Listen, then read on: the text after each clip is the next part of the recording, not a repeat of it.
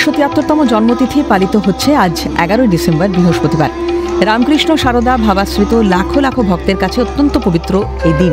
দেশ বিদেশের প্রতিটি রামকৃষ্ণ মঠ ও মিশনে বিশেষ দিনটি পালিত হচ্ছে। ইংরেজি ক্যালেন্ডার অনুযায়ী সারদা মায়ের জন্ম তারিখ 22 ডিসেম্বর 1853। তবে রামকৃষ্ণ মিশন বিশুদ্ধ সিদ্ধান্ত পঞ্জিকা মতে তিথি হিসেবে দিনটি পালন করছে। সারদা মায়ের জন্মভূমি জয়রামবাটিতে শ্রদ্ধা ও আধ্যাত্মিকতার ঢেউ বয়ে গেল। এদিন হাজার হাজার ভক্ত সমাগম হয় সেখানে।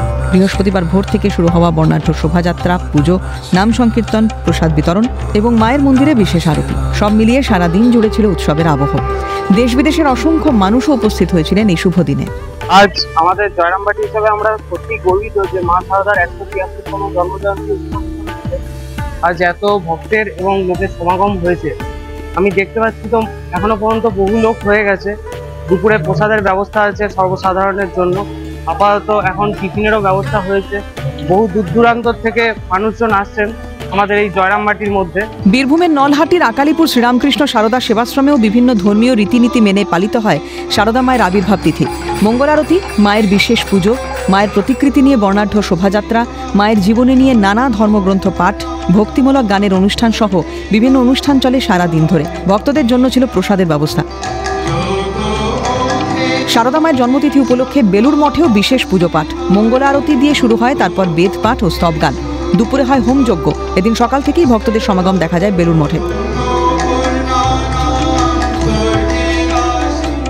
দক্ষিণেশ্বর থেকে এসছি, আমি মিশনের দীক্ষিত, তাই প্রত্যেক বছর আসা হয় না, এবছরই আসতে পেরেছি। সারাদিন মানে কিছুক্ষণ তো থাকবো, আরও সবাই আসবে, আমাদের অনেকে আসবে। আমরা একটু আগেই পৌঁছে গেছি।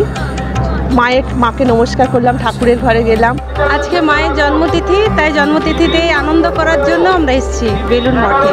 আমাদের এমনি অরিজিনাল বাড়ি পুরুলিয়াতে, এখানে বেলুর মঠে থাকি, তো মাঝে মধ্যেই আসা হয়, কিন্তু আমরা এই তিথি পুজোগুলোকে অ্যাটেন্ড করার খুবই চেষ্টা করি।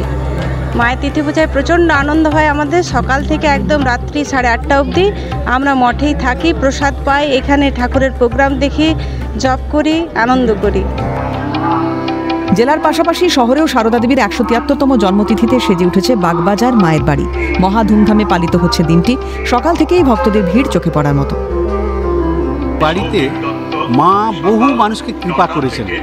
এই বাড়িটি শারদানন্দজি অনুভব করেছিলেন। ভগবান শ্রীরামকৃষ্ণদেব যেহেতু বলেছিলেন যে কলকাতার মানুষগুলো কিলবিল করছে, তাদেরকে উদ্ধার করার জন্যই তোমাকে রেখে গেলাম। ঠাকুর শ্রীরামকৃষ্ণদেবও এবারে মাতৃভাবটি নিয়েই পৃথিবীতে এসেছিলেন। তার ভালোবাসাটি লাভ পার্সনিফায়ার ছিলেন স্বামী বিবেকানন্দের কথা অনুযায়ী। স্বামী বিবেকানন্দের কথা অনুযায়ী মা সারদা দেবী হচ্ছেন জ্যান্ত দুর্গা থেকেছেন।